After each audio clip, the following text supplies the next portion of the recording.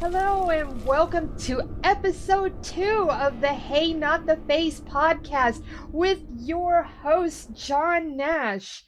I am the producer, Steffi Haynes, and we have an amazing show set up for you today. It's going to compare the pay that boxers and MMA fighters make.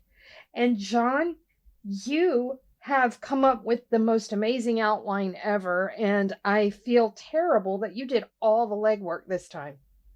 Oh, yeah, I know. I'm supposed to do none of the work. I'm just supposed to roll out of bed, record, go back to bed. I know. I have failed you miserably today, but I gotta say, today's outline is phenomenal. I'm looking forward to kicking this off. So with your good grace, I'll go ahead and do that.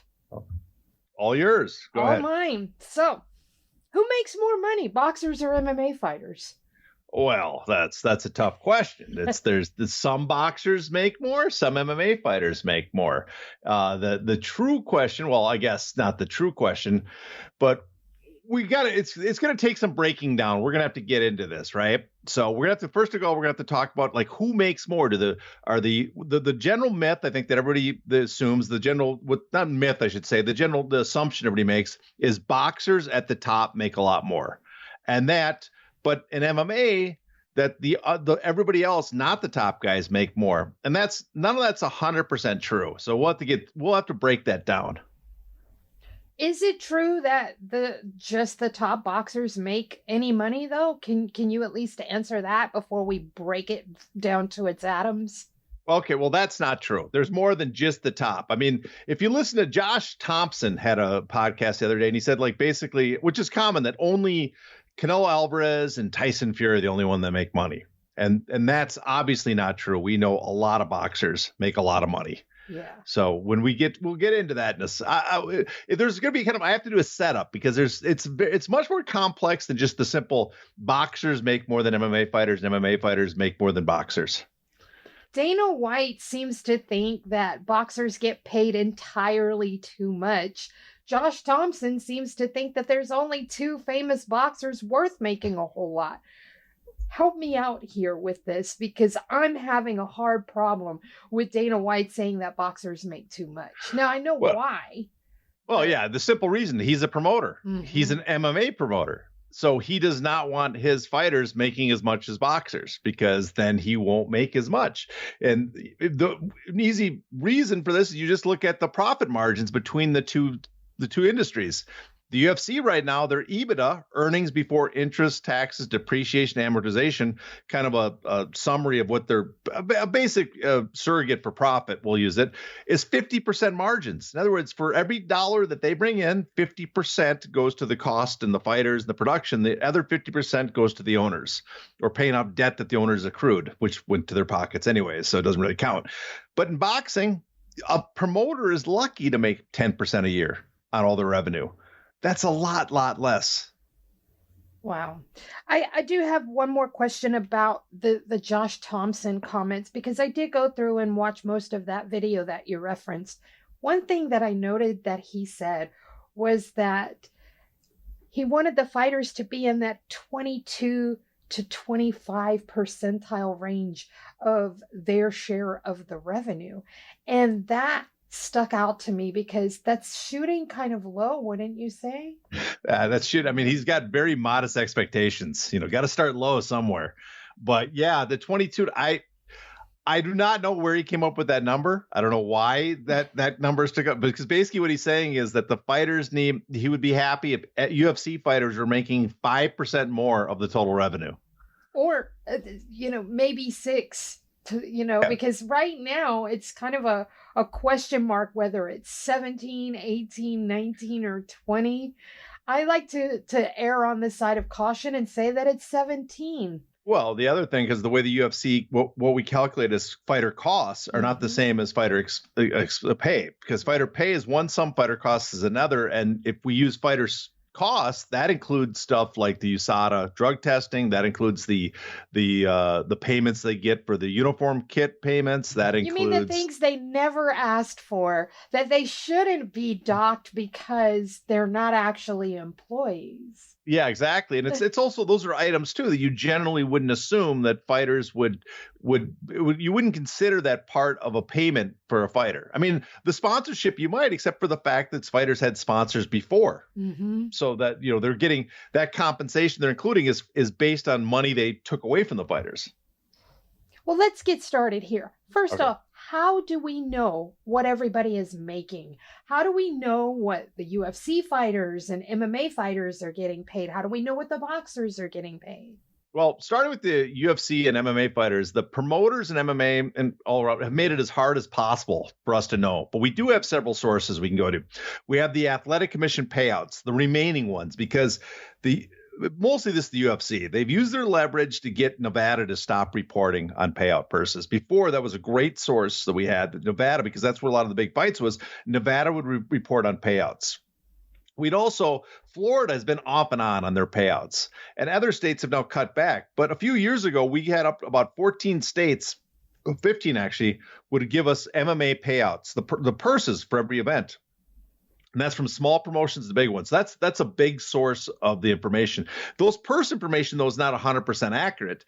But for the vast majority of fighters, it is accurate. It's just the top ones generally have side deals and stuff that obscure it. But we'll get to that later. The other one is the antitrust lawsuit has given us a lot of information because it gave us total payouts for the UFC, not just from, these aren't estimates. People always bring up the antitrust lawsuit and say we have estimates of what the UFC pays. No, these are concrete numbers that the UFC provided. I mean, these are also internal documents, the UFC calculating what they paid their fighters from all the way back to 2001 up to 2016. So we know all the numbers those years, and we know the percentages, how much they paid. We also have the percentages a lot of their competitors at the time, like Bellator, paid out to their fighters. So we have comparisons, and that there's also details in the lawsuit of what the average undercard fighter, let's say, a preliminary fighter in Bellator would make. So we have some comparatives in the lawsuit, and on top of that, also there's actually individual fighter payouts we know from the lawsuit. Like they break down certain fighters specifically. Like we know from the lawsuit, Conor McGregor got a $2.11 million discretionary bonus for UFC 189. Specific details of that are included. So we got that. I also conducted a survey with the fighters, right? And the survey asking them specifically off the record what they made. And I've looked at numerous contracts. So I've compiled the information from that gives us a sense of what fighters are making. And then there's also been leaked internal documents to me or other members of the media that we have seen from the UFC or other promotions that give us a sense of what they're paying. So that's what we know for MMA fighters. That's where all of our information comes from. What about boxers? Okay, with boxers, it's actually a little better, even though we don't have some of that concrete antitrust law. So we have the same Athletic Commission reports with the same caveats. We have the Golden Boy lawsuit against Al Heyman, where Golden Boy had to include their finances. So for several years, we have not only just the total pay of the fighters, we have the individual boxers, how much Golden Boy paid them every year. So we can actually see the true numbers and then compare them to the Athletic Commissions. And that's why we know for the vast majority of boxers, the Athletic Commission reports are 100% accurate. Then we have also the UFC antitrust lawsuit included some evidence submitted by the boxing promoters. So we know the percentage of revenue from Golden Boy and Top Rank that was going to boxers. So we can compare that.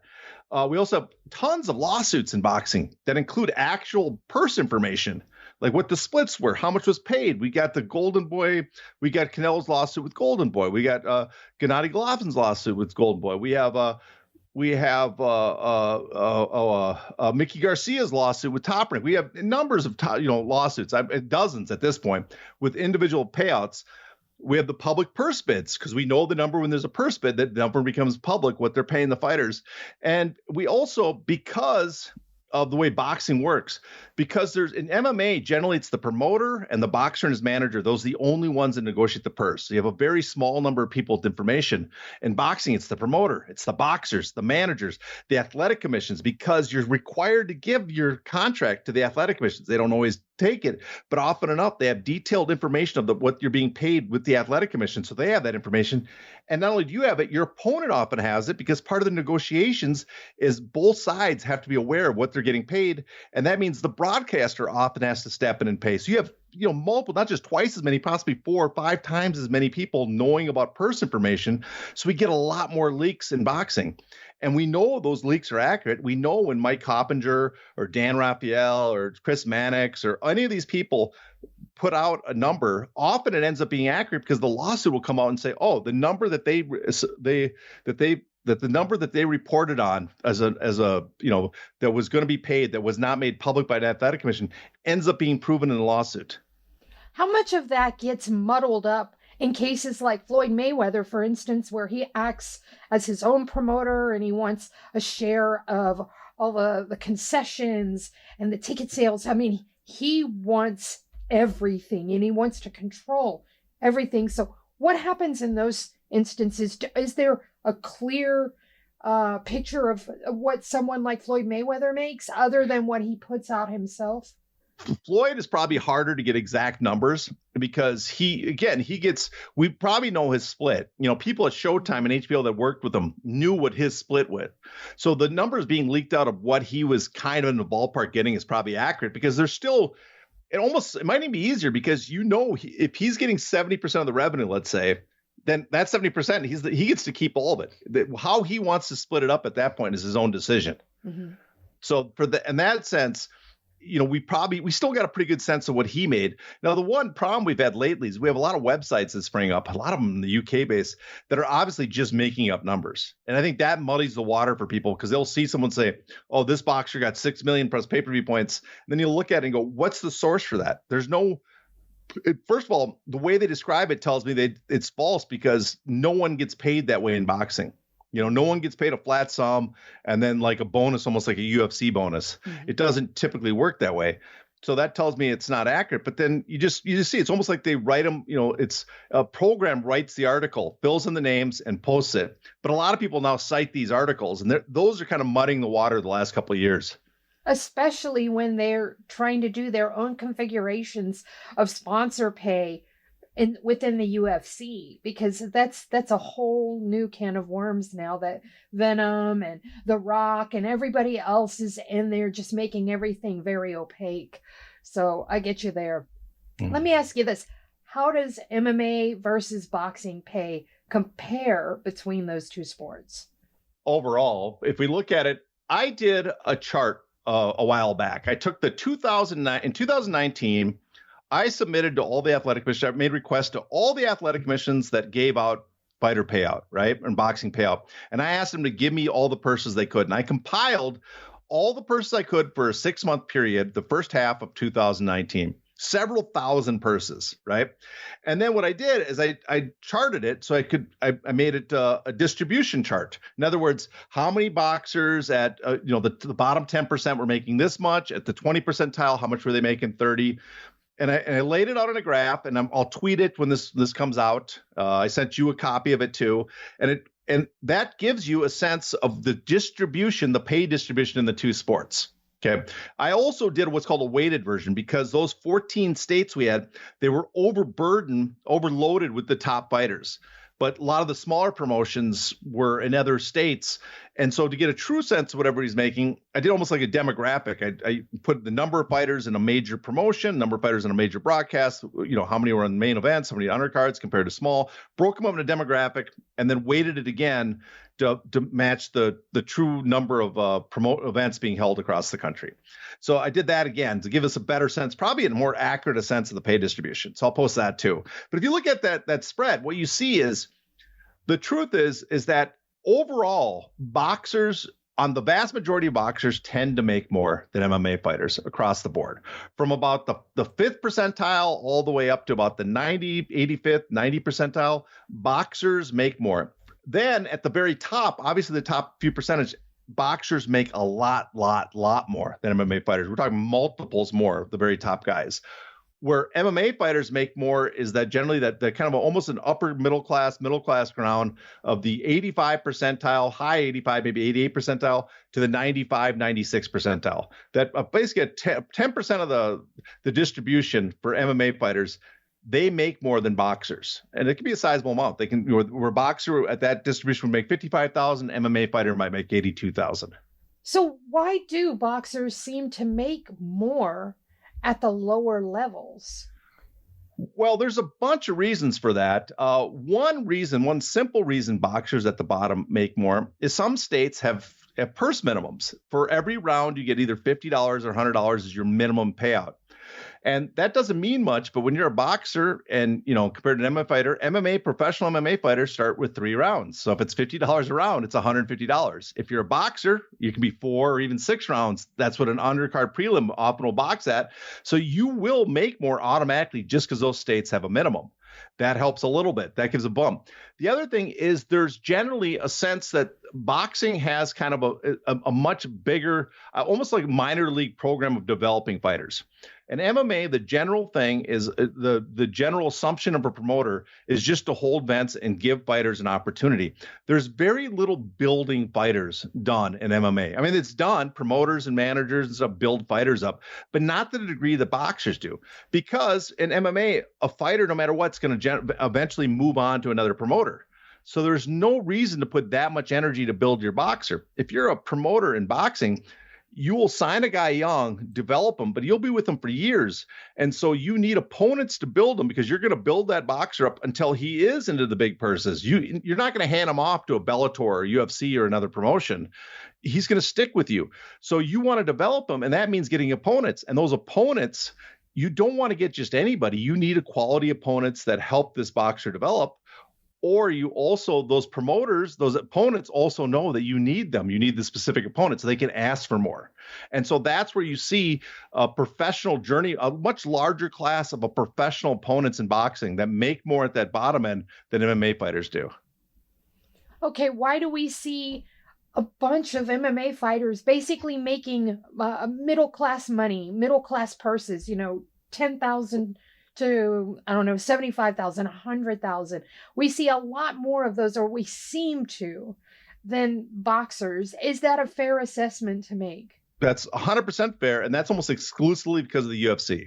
The UFC premium. They pay fighters more than they would generally in distribution at the bottom. They pay them more. So that group of fighters that are in the UFC, for the most part, make more than they would outside the UFC and make more than someone in that position in boxing would make. So, because prelim boxers, they're just on the prelims. They're on regional shows, whatever. But MMA fighters, there's a $10,000 to $12,000 minimum. Every fighter gets it. And so that group of fighters in the UFC gets a big bump. But the thing is, people look at that and say, okay, MMA pays more. No, the UFC pays more. The UFC pays more, but you got to remember the UFC holds 42 events a year, right? 42 events is a drop in the bucket of the total number of events. And so if you compare the UFC, even though they hold 42 events a year and they pay their undercards more, if you combine the total of all the major boxing promoters that are on a network in the US, on DAZN, on Showtime, on ESPN, and you put them together, and I'm using numbers back a couple of years pre-pandemic because that kind of screwed things up for a couple of years. And that's also when I have purse information. So we'll use 2019. There was like 165 events for boxing promoters that year on those networks. That's a lot. That's a ton. So even though the undercard is not getting paid as much because the undercard fighters on those events are often debuting fighters, have 3-1 records, are opponents that have like 4 and 5 records that are specifically picked to help develop a guy.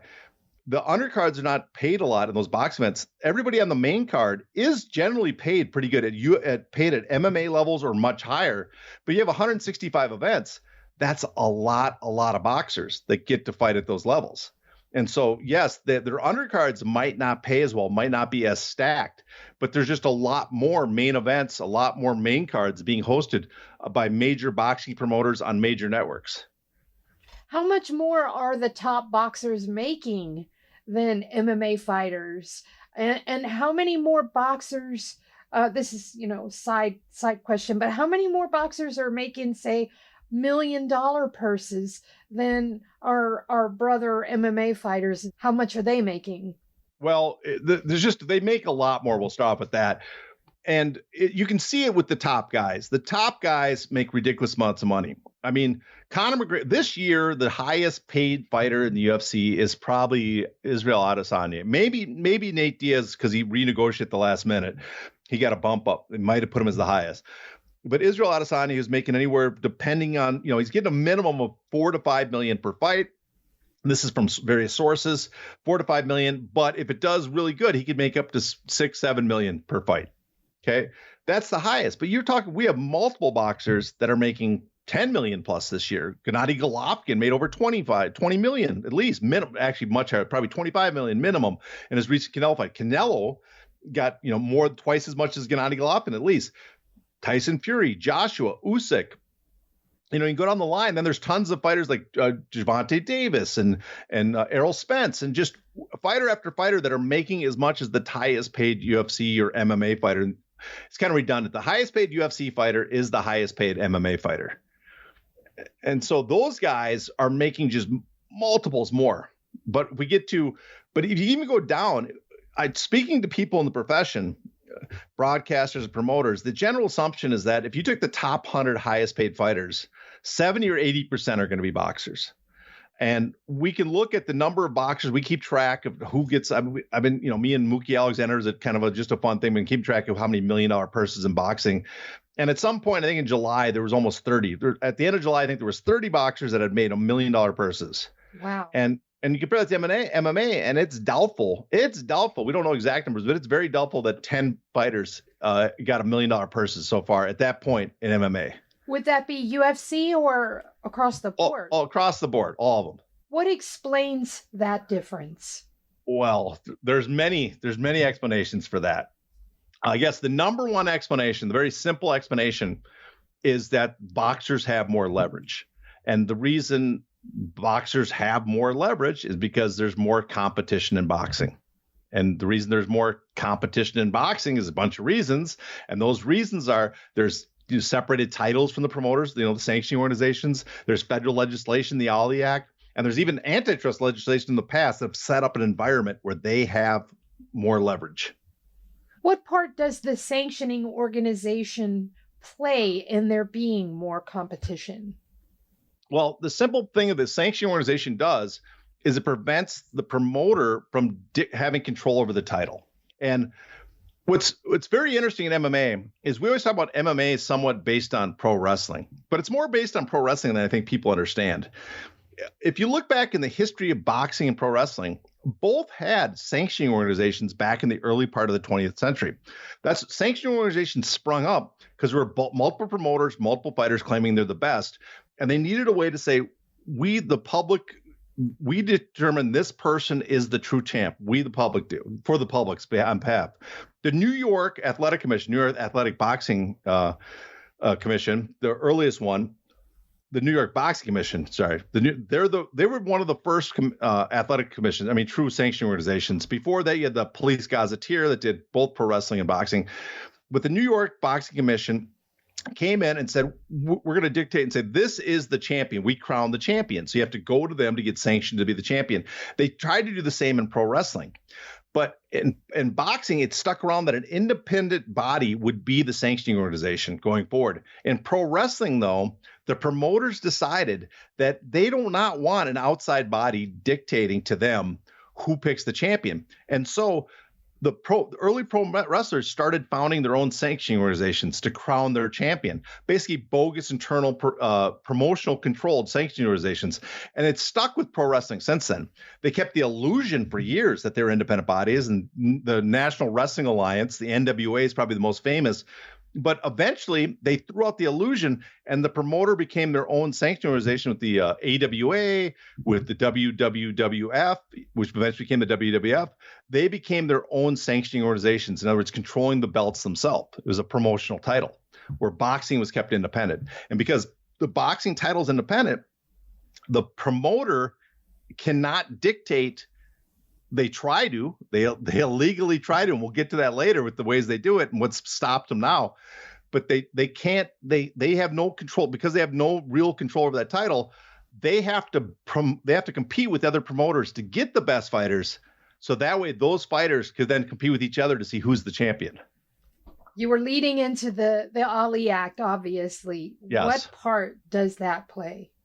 A simple way promoters got around this independent sanctioning title for years. Now we have multiple sanctioning organizations, but the way they got around it is they did what's called option clauses. And option clauses, the International Boxing Club in New York did this, and then Don King was famous for this. Bob Arum did it. And option clauses, if I have a champion, let's say you want to fight the champion, I'm going to demand, I'll say, you can fight the champion, my boxer who's the champion, you can fight him, but you have to agree to a contract that I get options on you afterwards for a number of fights. Basically, you have to sign with me as your promoter to get a chance to fight the champion. And that way they would, no matter who won, they were the promoter of the champion. And that locked them in. So they would have a monopoly over a division, the heavyweight division, the middleweight. As soon as they got the champion, they could dictate terms and make everybody else sign to fight that guy. And what the Ali Act did, this is the number one thing it did. The Ali Act banned what's called coercive contracts. And coercive contracts is basically what I just said. You cannot demand that someone signs options with you. You can, but the only way you can do is, one, if someone is a mandatory from a sanction organization, in other words, the sanction organization says that's the number one contender, you have no rights to them. You have to let them fight for the title, but you cannot demand any options from them. And so right there, that eliminates the power, the monopoly that a promoter can gain because they cannot demand people sign with them. And then secondly, what that does too, then, the next one is the only options you can have. You give a fight to someone that's not a mandatory. The only options you can have is for 1 year. So you gain some options from them, but you don't dictate their whole career. And what that does, it gives boxers tremendous leverage because now they're no longer stuck. If they win the title, they're no longer stuck with you. I mean, look at Usyk's a great example. Now, Usyk signed a rematch clause with Joshua, but he was a mandatory, right? And so he didn't have to sign that rematch clause to get the mandatory fight. They just did it because it was there's a financial incentive for both of them. But because of that, he did not sign with pre-existing terms for that rematch with Anthony Joshua. So when they did have the rematch, instead of getting the 7 to 10 million he got for the first fight, he could ask for 50% now on the rematch, and he got like $35 million. His pay just drastically increased. What part does the antitrust suit play in all this? Well, the Ali Act, one thing people miss is the Ali Act has kind of an antitrust component to it. And it's the coercive contract to prevent people from monopolizing divisions. It also puts a barrier between sanctioning organizations and promoters that they can't compensate directly to the sanctioning organization. Now, we know this still happens. We know there's that people pay what's called lobby organizations that funnel money to the sanctioning organizations. But enough of a barrier has been put there that prevents the worst, most egregious behavior of the past. So it's gotten better in that sense, but it still happens a little bit. But for antitrust, there was a famous case back in the 1950s, the International Boxing Club of New York versus the U.S., and it was an antitrust case. The International Boxing Club of New York was a famous mobbed up promotion, but they did what I said. They had the world championship and some other belts, and they demanded that if you want to fight the champion, you have to sign with us, long-term exclusive contracts. And so everybody knows you become more valuable in combat sports if you become the champion. In fact, the International Boxing Club of New York versus U.S. case, the analysis showed that champions brought in much more revenue than non-championship bouts. And so to become the champion, you had to sign with them. So you had an incentive to sign with them because you wanted to prove you're the best and become a bigger draw. And so they had the leverage to force you to sign with them, and that way suppress your pay and keep out competitors afterwards. Now, the antitrust case, the IBC of New York, they lost. So they got broken up, ending it. And that antitrust case stayed in the books and led directly to the Ali Act. But interesting enough, there was another potential antitrust case that was going to be filed at the same time versus the National Wrestling Alliance about their monopoly over wrestling. What happened, though, is that the wrestlers met with the FBI, who are helping the investigation for the FTC, and basically told them, these matches aren't legitimate. And because they were preoccupied with the case involving the International Boxing Club of New York, they decided, well, they're not legitimate matches, we can let it go. But it kind of set up this precedent that MMA has adopted, that the promoter can own their own titles. Yeah, basically they just followed suit with that mobbed up boxing club, and they hooked up with the Fertittas, and I'm not going to say they were mobbed up, but they sort of mobbed up within the legal confines, though, because until the antitrust suit plays out, whether it's for the UFC or against it, they are at liberty to keep doing business as usual, correct? Yeah, there's nothing that says they can't do this. There's nothing that says they can't determine who fights for the title. There's nothing that says they can't demand that you sign with them before you get a chance for the title. What's considered a restraint on trade in boxing is completely legitimate and allowed in MMA. Damn. All right. Before we wrap up, I was wondering, could you give us a little bit of an example of a negotiation and how all these parts come into play? Maybe, a UFC fight being compared with a boxing match and the purses and all of that. Can you do something along those lines for us? Yeah, sure. It's pretty simple. With the UFC, like we said, the prelim guys to get in the UFC is a big pay bump for most guys. So a lot of them aren't happy to get in the UFC. Where it starts to get to the problem is when you start moving up the ranks, when you start becoming a higher ranked opponent, when you start becoming a more well-known, bigger drawing opponent or a champion, you don't have the leverage you'd see in boxing. And the reason is because you've signed away your rights to get into the UFC. All the other major competitors that you want to fight that would do big numbers are in the UFC. And because the UFC has held this position for years, the fans are conditioned to watch the UFC and assume that the best are in the UFC. And so all that comes together to mean that the leverage is on the UFC side. So if you have a fighter like, let's say, George St. Pierre, we have his numbers for some of his fights. We got George St. Pierre when he fought Dan Hardy back at UFC, what was it, 111, I believe it was. Well, we know Dan Hardy has said he only got like 24,000 for that fight, right? Mm-hmm. George St. Pierre, we know, got about $3 million for that fight. The fight itself generated $28 million. So it generated a tremendous amount of money, but the total purses paid to the fighters was only $4 million. And the reason that the UFC could do that is because Dan Hardy was his dream. He was fighting for his dream. His dream was to become a champion and prove himself in MMA. The UFC is the only place to do that, so he's happy to be there. The UFC is the only place to do that. No promoter, no manager, himself, no one else is going to think that we need to leverage him against another promotion because another promotion rival doesn't really exist at that level. So there's no thought of like, oh, I got to hold out and ask for more money, because if I hold out and ask for more money, I am not going to be made a mandatory like I would in boxing. I'm going to be skipped over and they're going to give the fight to someone else. And so I have to agree to those terms. And George St. Pierre is the same. To get to the championship and make himself this mega star, he had to become a UFC champion. But the only way he could become a UFC champion is signing the UFC contract, right? And then being locked in that UFC contract. Now he's stuck because I have to accept the purse agreement that I made, right? Because the UFC has all the other fighters and has all the revenue. They don't need me. They can be a repeat player. So if I don't agree to this fight that they want to have for me, not only will I not get paid, the UFC will fill the slot and not miss a beat. If I do accept that purse, I can't hold out because, first of all, I can't plan on jumping ship and fighting somewhere else if I don't like the terms, because I'm in this long-term contract I had to sign to even get in this place.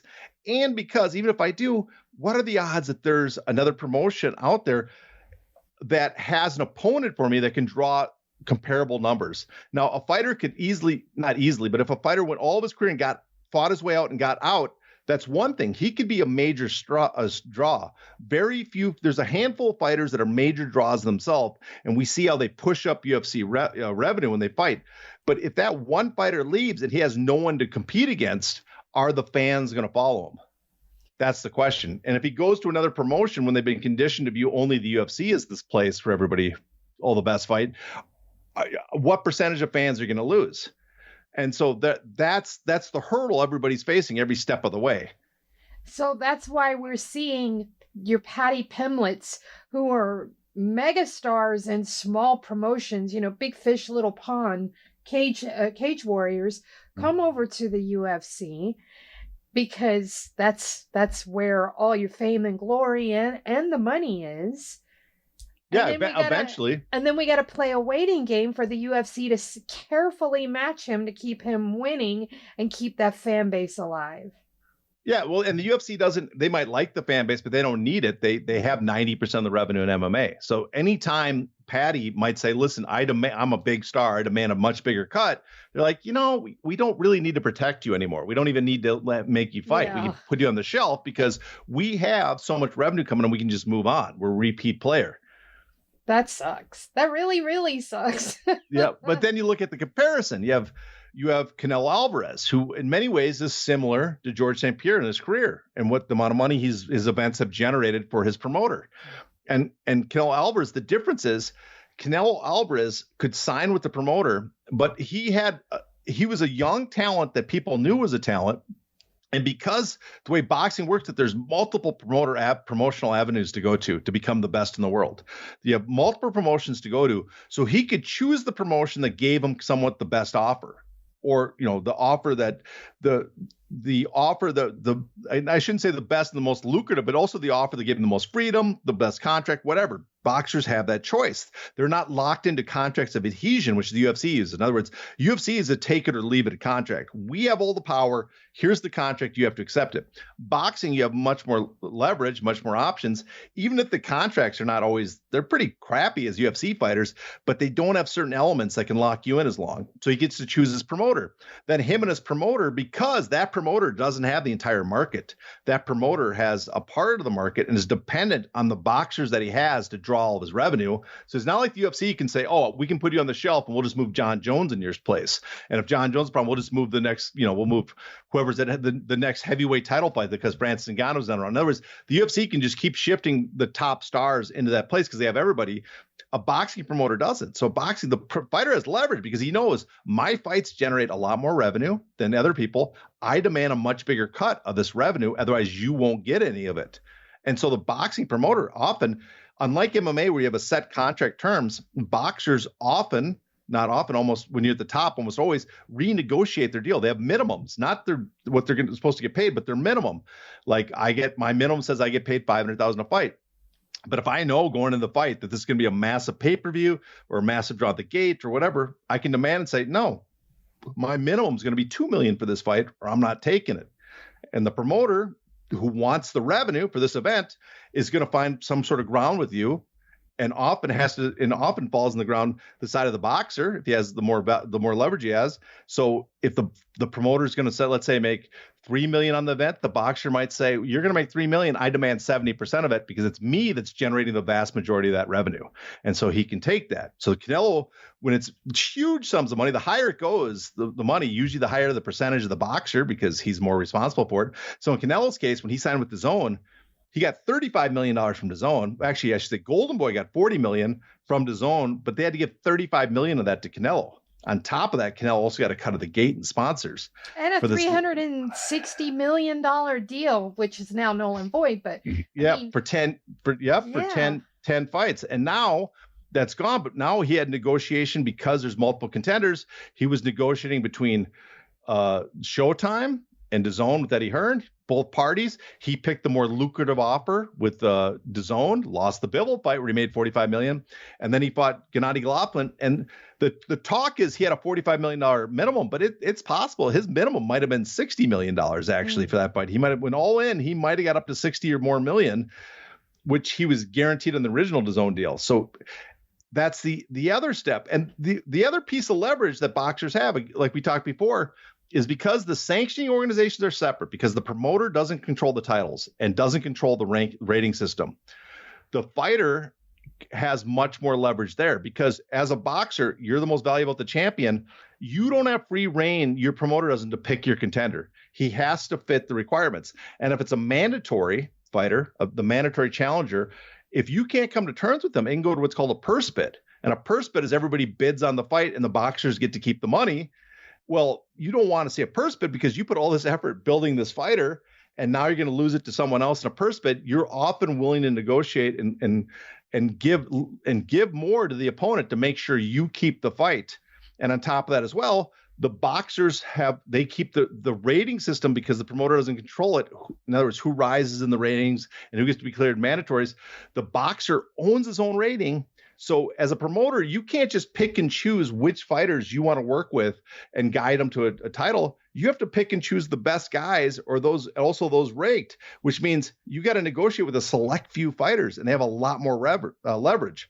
And that's why you see at the very top of the sport, when you're talking about the guys that are champions, when you're talking about the contenders, they are making multiples what you'd see in MMA. The champions, a UFC champion, let's say Kamaru Usman, might make $3 million a fight. Someone that does similar, that's a good example. Someone does similar numbers of a Kamaru Usman fight, let's say 500,000, 500,000 buys.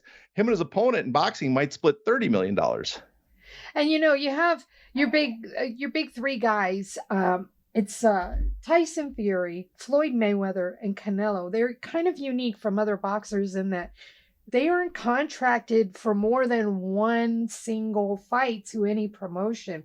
Now, I know Canelo signed that big DAZN deal, but that thing was over and done with like a puff of smoke. I mean, the pandemic hit and he was like, gotta go, see ya. You don't have my fights ready for me, blah, blah, blah. But still, Tyson Fury he is locked into no promoter. Floyd Mayweather is notorious for it. How does a boxer get into that position?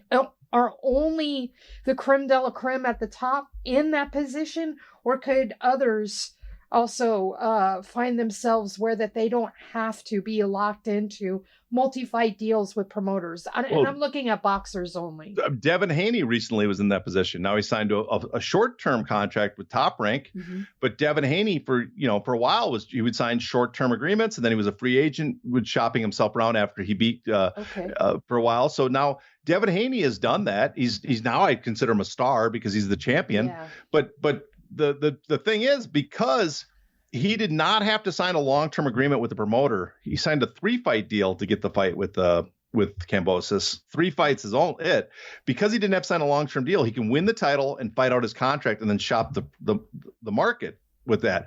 The same with other boxers. They win the title. The promoter doesn't control it. So the boxer, if he leaves the promotion, he's still the champion. He doesn't get stripped of his title by leaving the championship, the promotion.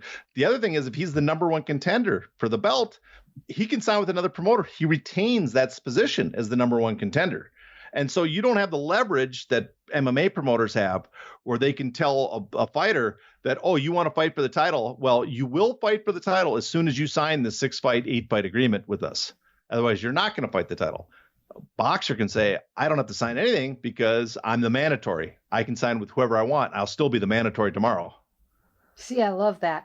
One other thing, an observation that I have made during the course of this conversation is that with the UFC controlling their own belts and this and that, the other thing that they are also controlling is the rankings. Because remember, it used to be, Fight Matrix that controlled the rankings, and it was supposed to be unbiased, and you had to apply, or they selected you to be one of the rankings judges that figures out who is ranked, because I actually sat on that panel when it first came out. And then the UFC went and bought them. So now it went from Fight Matrix rankings to UFC rankings. And now they control their own ranking system and their own belts, and everything else is in-house. So basically, when you were talking about the boxing club in New York being all mobbed up, it's sort of looking like that over here too. Well, we should be fair, too, because it's not just UFC. Bellator does the same thing. One now has their own rankings. And the beauty of those companies' rankings is not only is it a promotional title. In other words, they determine who fights for the title, and you can only fight for the title if you're if you're signed to that promotion, and only can keep the title as long as you're with the promotion. Not only do they have that, but you cannot be ranked unless you're signed to the promotion. And so it's automatically exclusively for fighters signed to them. And that takes away leverage, because no longer does the promoter, in other words, Carlos Newton had a great comment. I think it really sums it up. Now, boxing, I got to be fair. Boxing has a lot of problems. Boxing has a lot of corruption. But in this category, these fighters make a lot more because of this. And the way it is, because as Carlos Newton described it, in boxing, promoters compete for each other for boxers, and boxers compete for the titles. And because they're somewhat separate. In MMA, promoters can own the titles, and fighters compete with each other for the chance to fight for those titles.